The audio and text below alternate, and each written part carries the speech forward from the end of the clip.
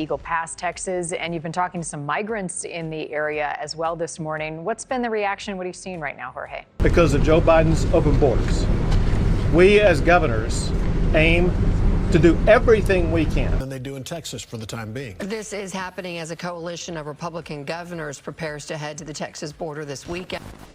Escalating migrant crisis.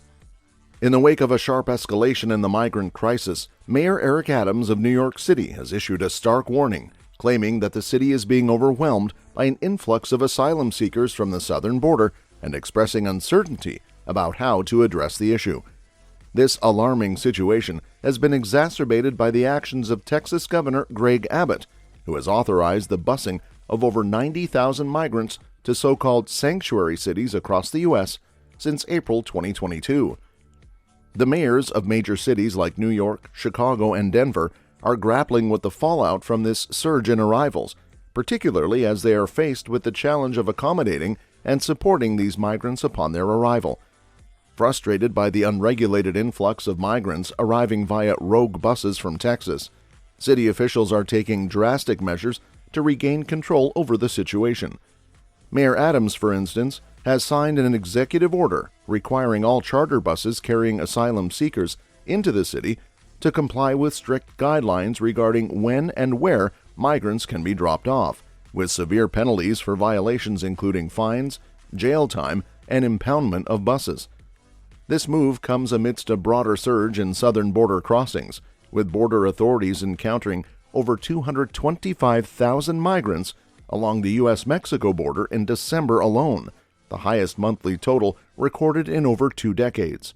Eagle Pass, Texas, and you've been talking to some migrants in the area as well this morning. What's been the reaction? What are you seeing right now, Jorge? Ron DeSantis announcing today he is sending Florida troops to the country's southern border. The decision will allow Border Patrol agents to cut razor wire along the southern border Governor Abbott had installed. The strain on resources and infrastructure has left many agencies overwhelmed, prompting city leaders to take decisive action to restore order and protect the well-being of both migrants and residents alike.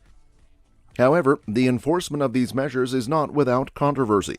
Critics argue that such punitive measures only serve to further marginalize and endanger already vulnerable migrants, many of whom arrive with little more than the clothes on their backs and face harsh conditions during their journey northward.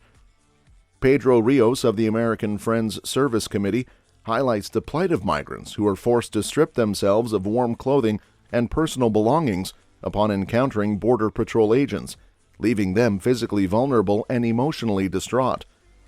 Rios emphasizes the ethical dimension of the crisis, condemning the exploitation of migrants for political gain and urging policymakers to prioritize compassion and humanity in their responses. The decision to impound buses and impose criminal penalties on bus operators risks exacerbating the suffering of migrants and perpetuating a cycle of hardship and injustice. As city officials grapple with the complexities of the migrant crisis, it is imperative that they adopt a holistic and humane approach that addresses the root causes of migration, respects the dignity and rights of migrants, and fosters cooperation and solidarity among all stakeholders. This includes investing in robust support services for migrants, strengthening partnerships with community organizations and advocacy groups, and advocating for comprehensive immigration reform at the national level. Crisis unfolds. In the heart of New York City, a humanitarian crisis is unfolding as migrants from Africa and Latin America find themselves stranded in harsh conditions, waiting in long lines outside the city's migrant intake center at the Roosevelt Hotel. These migrants, primarily men, have traveled thousands of miles in search of safety and stability, only to be met with frustration, desperation, and uncertainty upon their arrival in the so-called haven for immigrants. The situation outside the Roosevelt Hotel is emblematic of a broader breakdown in the city's capacity to provide shelter and support for asylum seekers. With record numbers of migrants arriving from across the globe, New York City's shelters are bursting at the seams, nearly doubling the city's homeless population in a single year. Despite legal obligations to provide shelter to anyone who requests it, the city's resources have been stretched thin, leaving many migrants to fend for themselves on the streets. For these migrants, the journey to New York City represents a last resort, a lifeline in the face of violence, persecution, and poverty in their home countries. Yet upon their arrival, they are met with a system that is ill-equipped to meet their needs. Sleeping on the sidewalk, exposed to the elements and the dangers of the streets, they wait in vain for assistance that may never come. The plight of these migrants is compounded by the city's escalating homelessness crisis, with over 100,000 people now living in shelters, a staggering number that reflects the failure of local and federal governments to address the root causes of homelessness and displacement. Despite efforts to provide alternative housing options, including tents and makeshift shelters, the city's capacity to accommodate the influx of migrants has reached its breaking point. In response to the crisis, Mayor Eric Adams has called for state and federal assistance, acknowledging that the city is overwhelmed by the sheer scale of the challenge. Yet, even as officials scramble to find solutions, the suffering of migrants continues unabated, with no end in sight to their plight. Because of Joe Biden's open borders, we as governors aim to do everything we can. As soon as Biden reversed policies, as soon as he embraced an open border, we knew this was going to be a big issue. Operations along the Texas border. All of this in addition to the hundreds already deployed. The scenes outside the Roosevelt Hotel serve as a stark reminder of the human cost of political inertia and bureaucratic inefficiency. As migrants wait in limbo, their hopes for a better future hang in the balance, overshadowed by the harsh realities of life on the streets. For Mohamedou Sidia, a 20-year-old migrant from Mauritania, the journey to New York City has been one of dashed dreams and shattered expectations.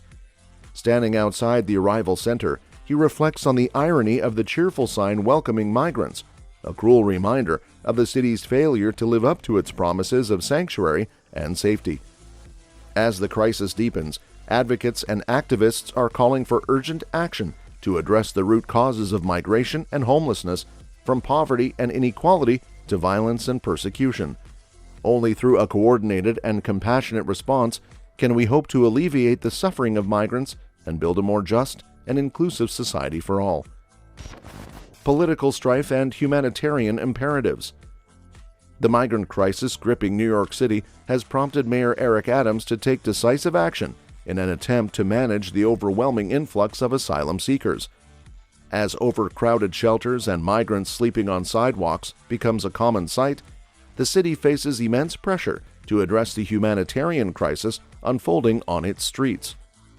In a bold move, Mayor Adams issued an emergency executive order mandating that bus companies providing transportation for migrants give 32 hours notice before dropping them off. The aim of this order is to better coordinate arrivals and alleviate the strain on the city's already overwhelmed resources. However, despite the urgency of the situation, no bus companies complied with the executive order, prompting the city to take legal action. New York City announced a lawsuit against these bus companies, seeking over $700 million in damages for exacerbating the crisis. This lawsuit reflects the city's determination to hold accountable those who contribute to the worsening conditions faced by migrants. By seeking financial compensation, the city hopes to not only address the immediate challenges, but also deter future non-compliance and ensure accountability within the transportation industry. However, the migrant crisis has also sparked political controversy, with city officials criticizing Texas Governor Abbott for what they perceive as using migrants as political pawns. The lack of cooperation and sensitivity towards the plight of migrants from various stakeholders has further complicated efforts to address the crisis effectively. The situation has become increasingly polarized, with political rhetoric exacerbating tensions and hindering progress towards meaningful solutions. One prominent New York progressive, Tiffany Caban, has condemned Mayor Adams' remarks about the rising number of migrants in the city as dangerous. She warns that such hostile comments risk inciting violence against the new arrivals and other immigrants. Caban, who is aiming for re-election to the city council, has garnered support from leading left-wing figures, including U.S. Senators Bernie Sanders and Elizabeth Warren, as well as New York Representative Alexandria Ocasio-Cortez. Her criticism highlights the divisive nature of the discourse surrounding immigration policy and the need for greater empathy and compassion towards those seeking refuge. Meanwhile, the political landscape in Texas offers a stark contrast to the situation in New York City. Governor Abbott and state legislators have taken aggressive measures to address illegal immigration and secure the state's border with Mexico. Through initiatives such as Operation Lone Star and the construction of additional barriers, Texas has demonstrated a commitment to enforcing immigration laws and protecting its borders. Governor Abbott's efforts have received support from Republican governors across the country, reflecting a broader political consensus on the need for strong border security measures. Saw an illegal immigrant who had come across the border illegally 4 times. Than they do in Texas for the time being. This is happening as a coalition of Republican governors prepares to head to the Texas border this weekend. Allowed in these waters between the United States and Mexico. And so it's highly recognized that buoys were. The Texas legislature passed SB 4, described as the strongest border security bill in the history of the state and the nation. This legislation allows for the prosecution of individuals entering the state illegally from a foreign nation if they cross outside of a lawful port of entry. It represents a significant escalation in Texas's response to illegal immigration and underscores the state's determination to assert its authority in the absence of federal action. However, critics argue that the focus on enforcement measures overlooks the underlying causes of migration and fails to address the humanitarian needs of asylum seekers. The militarization of the border and the criminalization of migrants risk exacerbating human rights abuses and perpetuating cycles of violence and displacement. As the debate over immigration policy continues to unfold, it is essential to prioritize the protection of vulnerable populations and pursue comprehensive solutions that address the root causes of migration while upholding the principles of dignity, compassion, and human rights. That's all for this video, folks. See you next time.